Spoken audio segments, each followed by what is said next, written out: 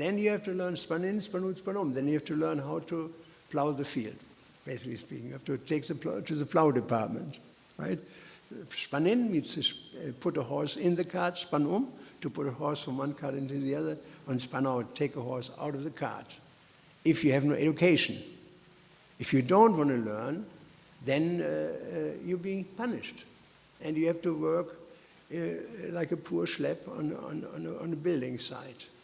That is a fact, you see. So in the same way, if you do not want to work in Krishna's way, then there will be punishment. It is unavoidable. There will be punishment. Just like a child. If he is not doing something, first 4 years, Chanakya Pandit clearly said a child should never be punished. Because he doesn't know the difference between painting on the wall and painting on a piece of paper. He should never be punished. You may raise your voice, na na na na na na na na na na. So he understands this is my limit. You have to show limits. It's not that you let children grow like animals. You know, you have to show limits. And then between 4 and 14, 15, maximum 16, he's explained by logic, reason, argument, and there is also punishment. It's not gross punishment, not based on anger, but so that the child learns that don't do that. If you do this, and this is the consequence. And this is exactly how Krishna educates. That we learn, if you do that, that's what you get. Don't blame anybody. Even if somebody beats you, somebody takes something away from you, somebody steals, somebody destroys whatever you have, we should see the long arm of Krishna in this. It's always a long arm of Krishna, and Prabhupada said the perpetrator is just an instrument in the hand of God, just like if you give me my cane.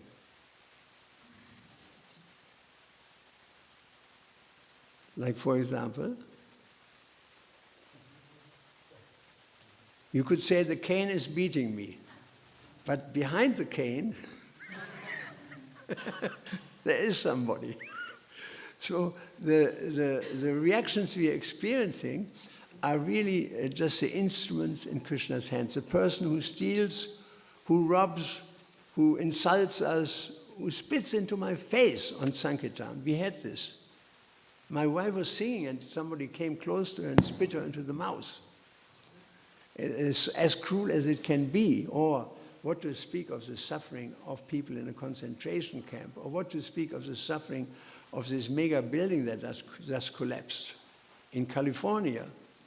Where is God in all this? There's no answer in Christian, Muslim, or Jewish religion, since they do not have a defined concept of soul.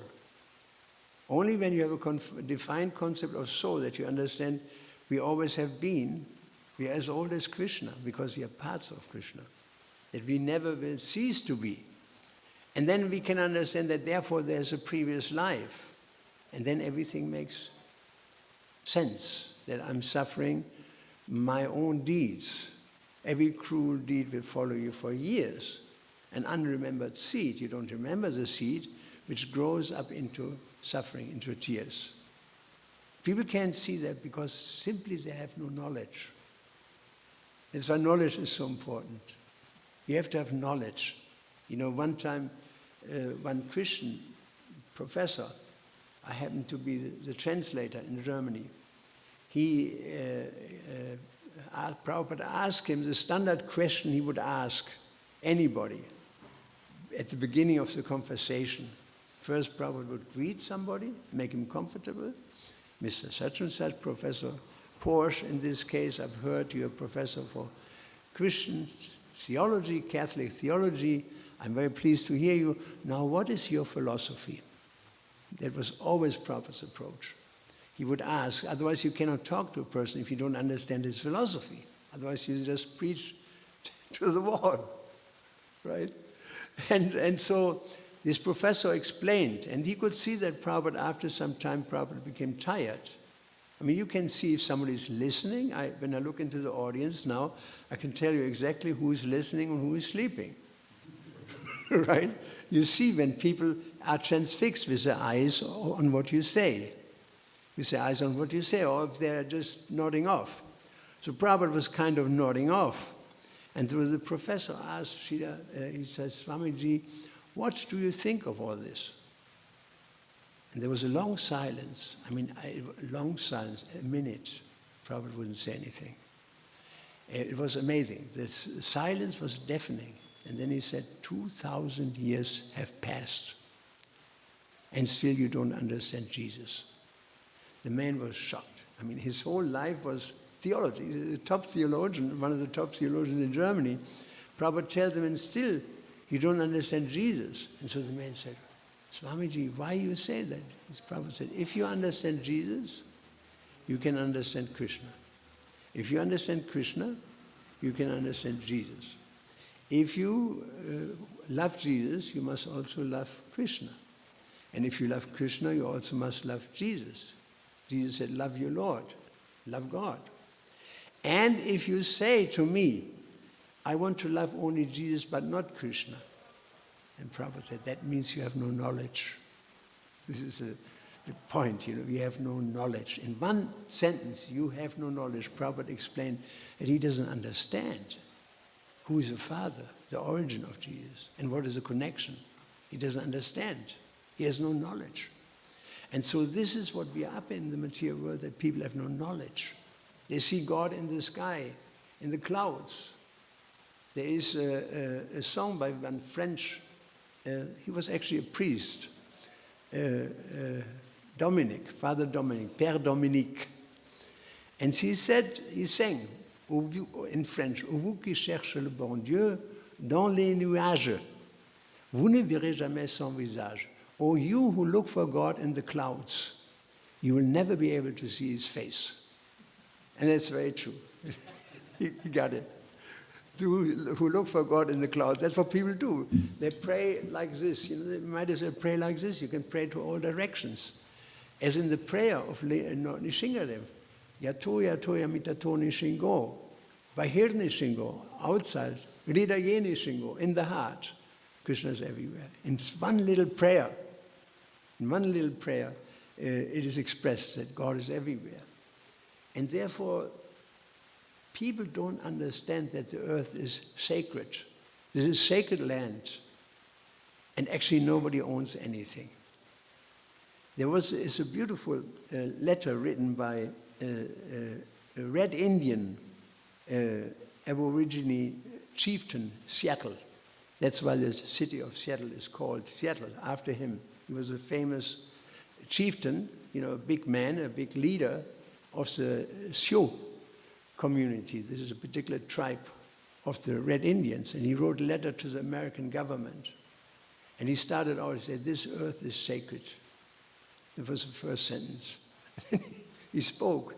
And he said, it's a beautiful letter, you can find it on the internet. And in the end he said, but the problem is, with the white men, you will not be able to sleep unless the last tree is killed. Unless the last tree is killed. You will not be able to sleep unless you have killed everything. He said, the rivers are sacred, the oceans are sacred, the mountains are sacred, the seas are sacred, every piece of earth is sacred. He had this deep understanding of the sacredness of everything, because everything is Krishna's manifestation. Everything is Krishna's. He understood this, and they were just butchered. Although they were deep-thinking people, they were just completely destroyed by ignorant fools, envious fools, whose envy goes so far that they will not rest unless everything is destroyed. And that's the history of human nature. I mean, you look at Greece. I traveled in Greece a lot. Where are the trees in Greece? The mountains are completely bare because all the trees have been killed to build ships and houses, for warfare particularly. Same Rome. The whole forests have been depopulated and destroyed by lust, anger, greed, madness, illusion, and ultimately envy. These are the 6 enemies of the soul. Not just your soul, not just my soul, everybody's souls in the beginning, as soon as people walk the earth. Lust, anger, greed, madness, illusion, and envy. That's the problem of human society. You don't have this in the animal society to that degree. We were walking in the morning, you see the cows, they're sitting there. They're such peaceful living beings. In Germany and in Europe, in Holland also, you can rent a cow for 1 hour so that you can hug a cow. People who drive in the countryside, it costs them $100 an hour to hug a cow. And they feel such peace now by just hugging her. We had an interview in Germany, in Ireland, with some lady who wrote a very bad book about sex. And I said to her, all this will not help you at the moment of death. Nothing of this will help you when you die. And so this is actually the truth. Because yam yam bapismaram bhavam tirjati antikalevram. Tam tam evaiti kauntiya sadadat bhava bhavitaha. Wherever the mind is at the time of death, there you go. So in Krishna consciousness, we have this understanding that Ishavashyamidam sarvam yat kincha jagatyam jagatina taktina bundrita magrita hakasya svitanam, that everything in this world is owned by God and controlled by God. Let's not forget Ishavashyam, it's controlled by God. Whatever happened at every moment, you can have a God moment at every moment by just sitting down and whatever you see and experience to understand that there's nothing but Krishna at every moment. And therefore whatever happens to us is actually because we are in Krishna's workshop. Krishna works on us. That's why we don't have to work. We don't have to worry about others. Really.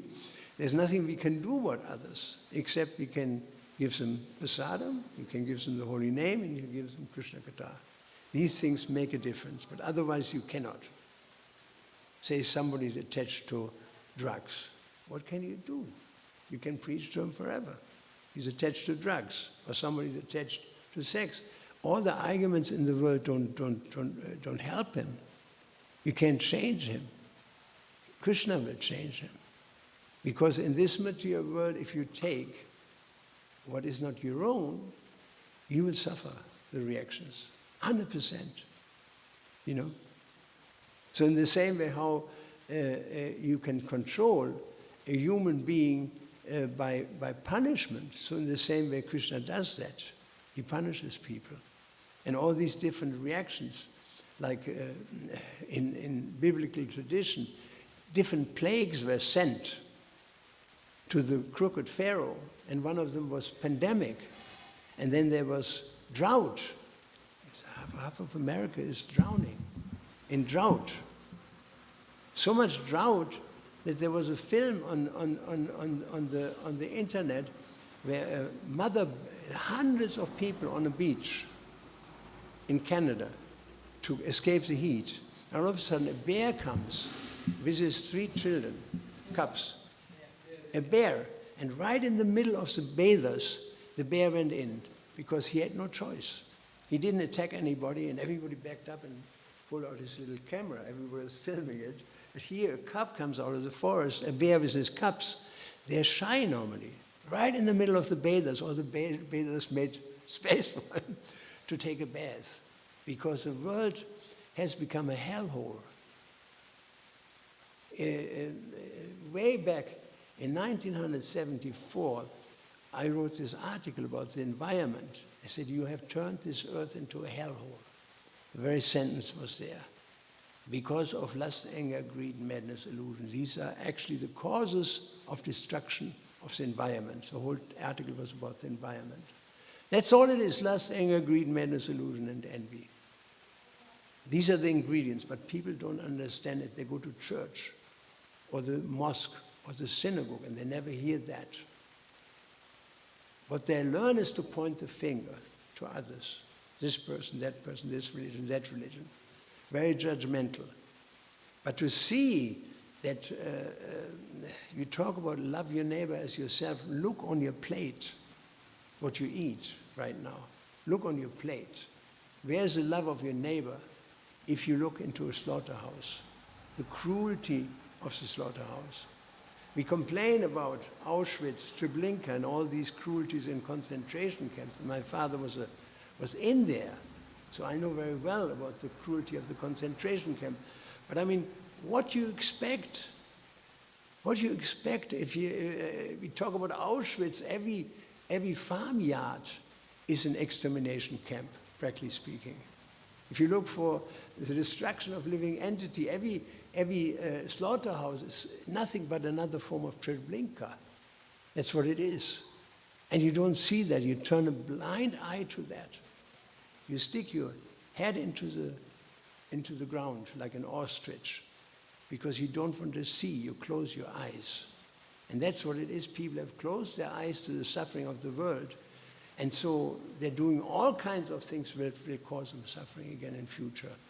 They do not see that God is not just in the sky. He's everywhere at every moment.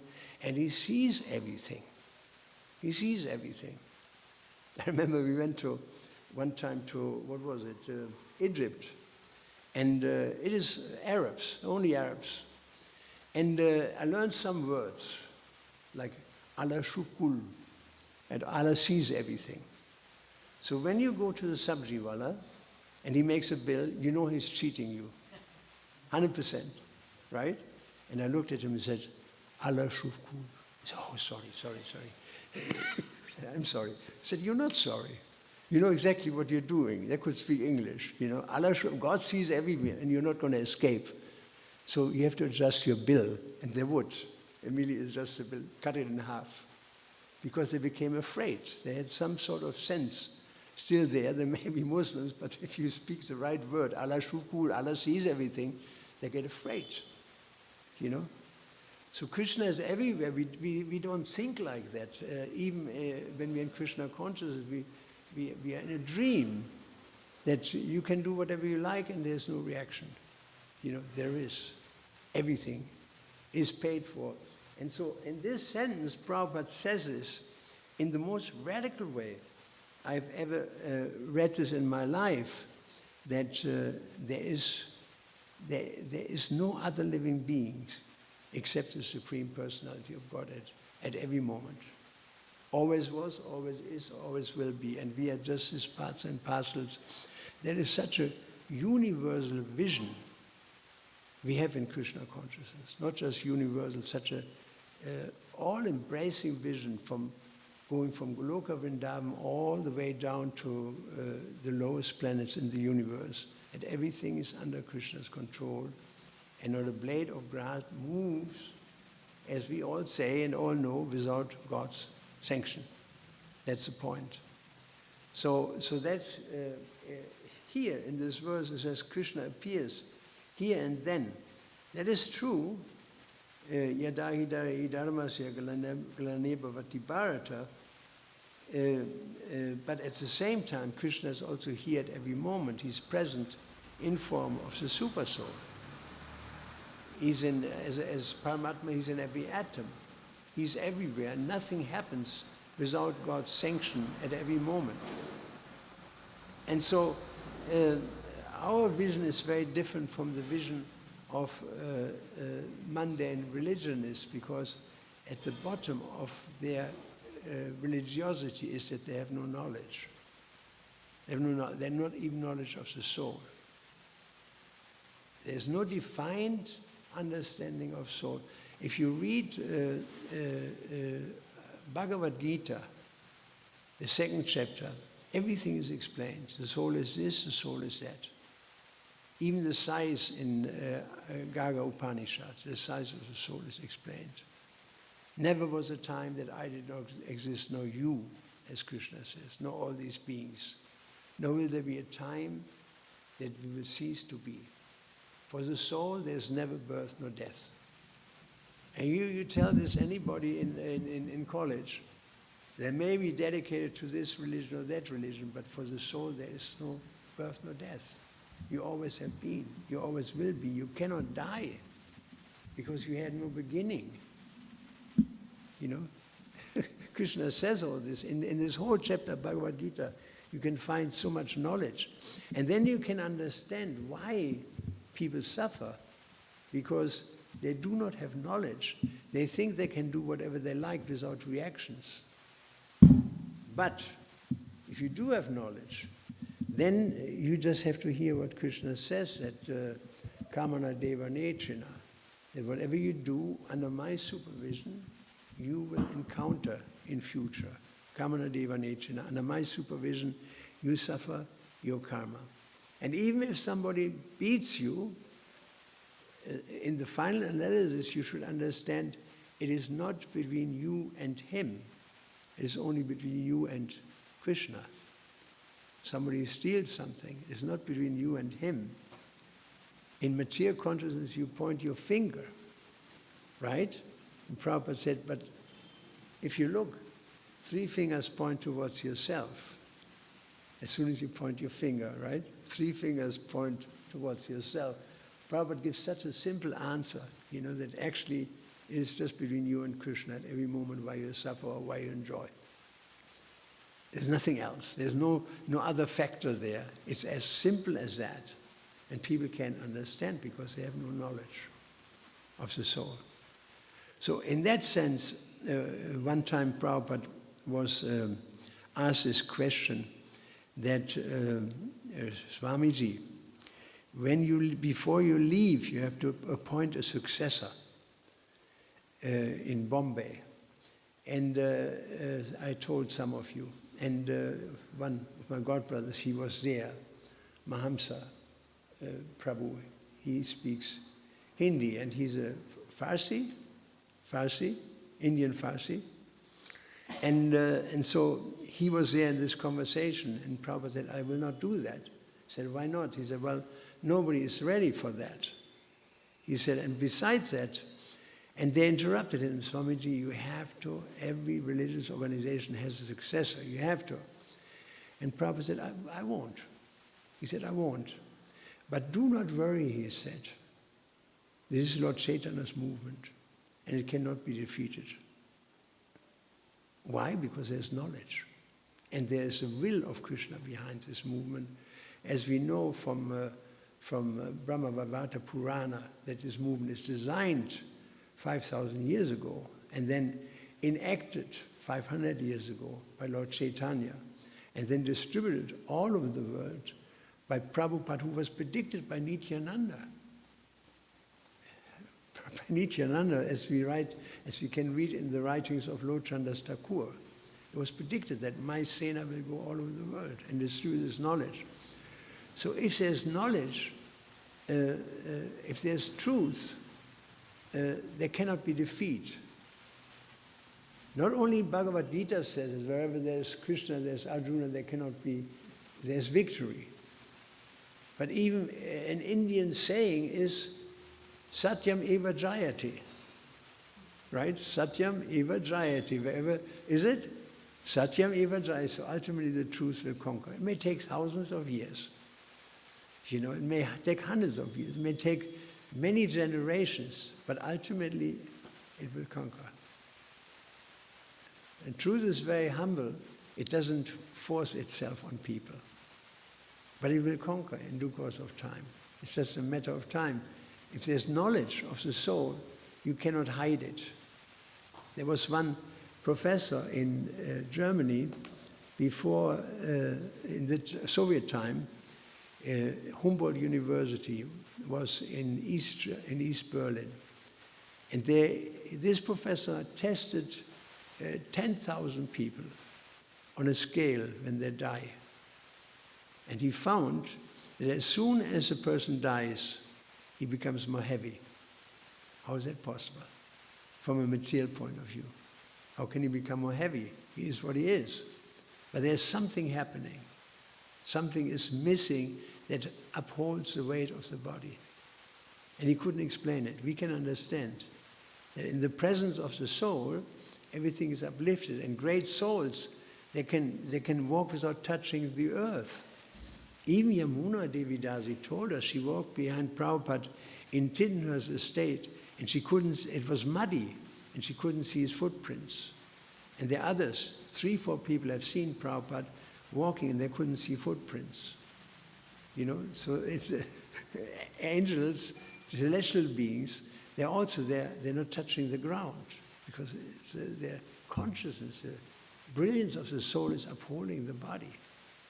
That even a person who is highly spiritually elevated can walk over the water. You know, so he found out, but he doesn't have the answer. We have the answer. When I played to you a couple of days ago, when this tsunami happened, and the Pope had a teleconference, some crude form of Zoom conference that people could call in. This is now 5 years ago. And a girl called from Japan, said, Holy Father, she was a Catholic. He said, all my friends are dead. Where's God in all this? And he said, I thought the same thing, but we don't have the answer, which is shocking. This is very shocking. I mean, to the biggest religious community in the world, 3 billion followers, he doesn't know what you know, what everybody knows, but actually every rickshawala knows in India, that why is somebody suffering? Karma. If not from this life, previous life. Everybody knows. It's part of this culture. It's part of this culture. So we can be very happy, all of you, myself, and whoever ever gets involved with the Hare Krishna movement, that it is Prabhupada's mercy that is showering on us to put us into this situation. Even to sit right now in this temple, it's pure mercy, Krishna's mercy. Or to speak of staying in Krishna consciousness for the rest of the life. That's all Krishna's mercy. This is very special. Most people, for the soul, what is it? Some look at the soul as amazing. Some describe him as amazing. Some hear of him as amazing. And others cannot understand him. That's actually describing the ignorance of the world, this verse. Great verse for the soul. What was the verse?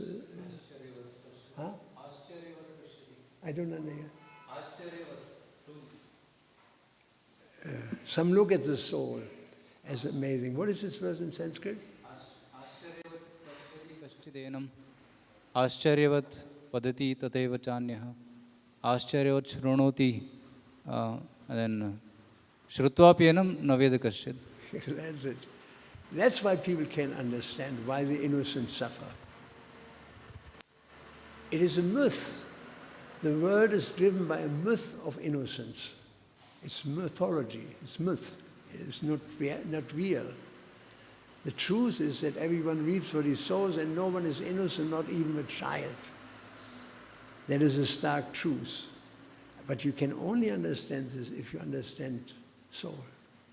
You cannot otherwise. There's no way. Even if you're a great philosopher, even if you're like this professor that I met one time, Heidegger, the biggest philosopher of the last century, he couldn't understand soul. All you have to do is go to the temple, buy a Bhagavad Gita and read the 2nd chapter, and you can very clearly understand what is what, due to knowledge. Hare Krishna. Do you have any questions? Somebody? Kindly share something more what you shared with Srila Prabhupada. Huh?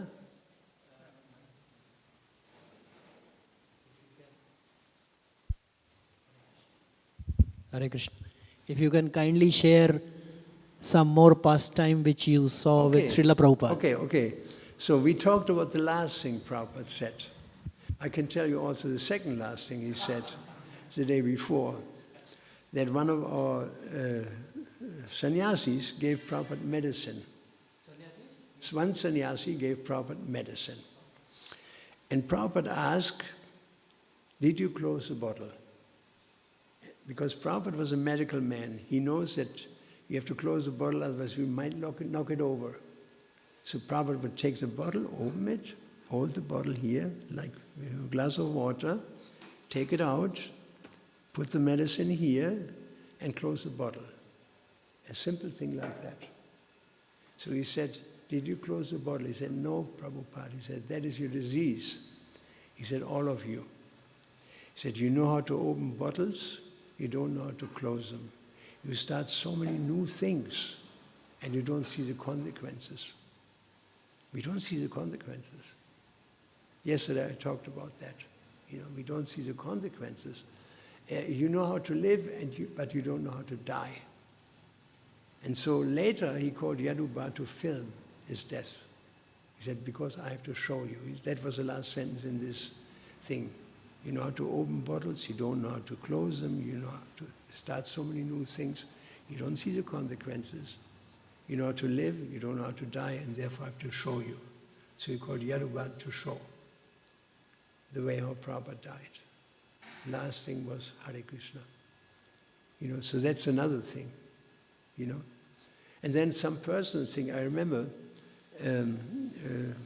since you asked me, that at one stage we were translating Bhagavad Gita, 3 of us, myself, Sajjananand Swami was there,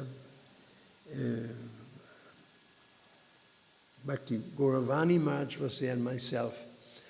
And we encountered this verse, that one who chants the holy name of the Lord has taken bath in all the holy rivers of India and has visited all the places of pilgrimage.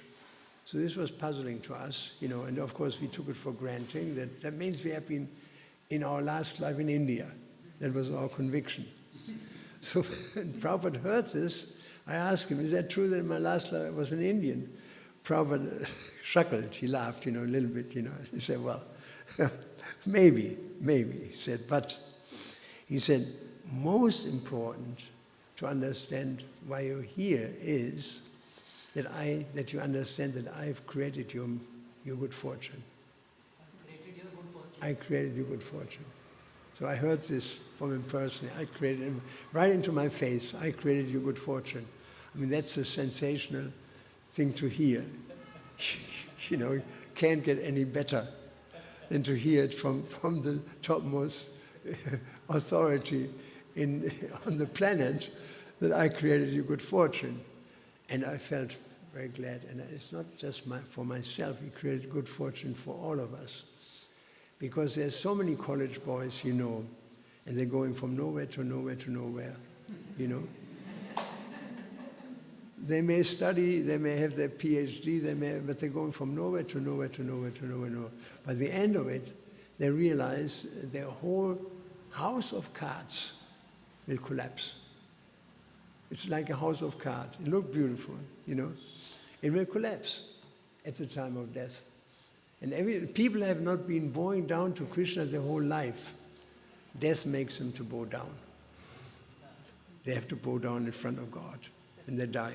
The game is over. You may have built so many castles in the sand. Like children, they build castles on a beach. But the tide comes and takes all your castles away. It's just a matter of time.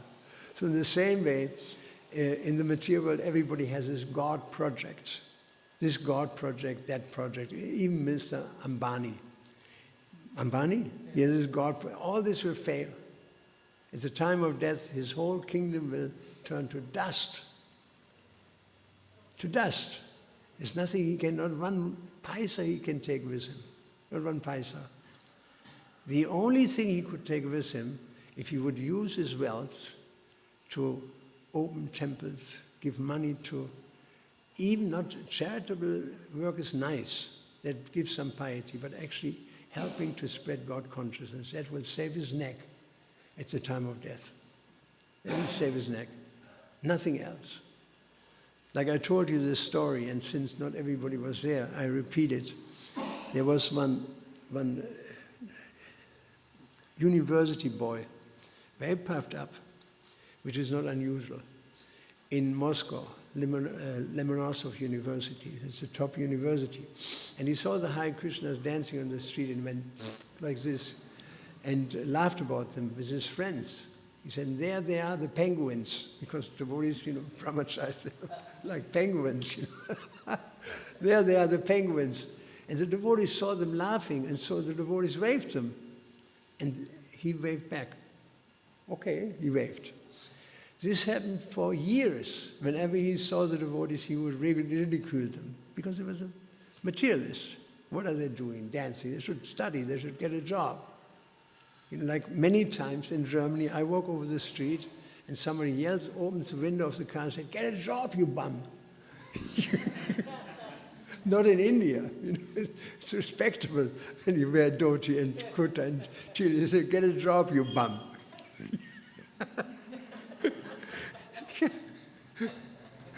Anyway, so the devotees were dancing and he was ridiculing them. Here come the dancing penguins again.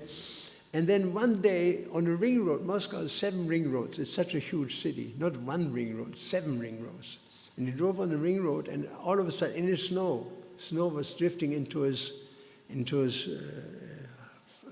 how do you call it, lights, in his lights, And there was a truck lying across the street that he couldn't see, and he jammed into it. All of a sudden, it was all darkness.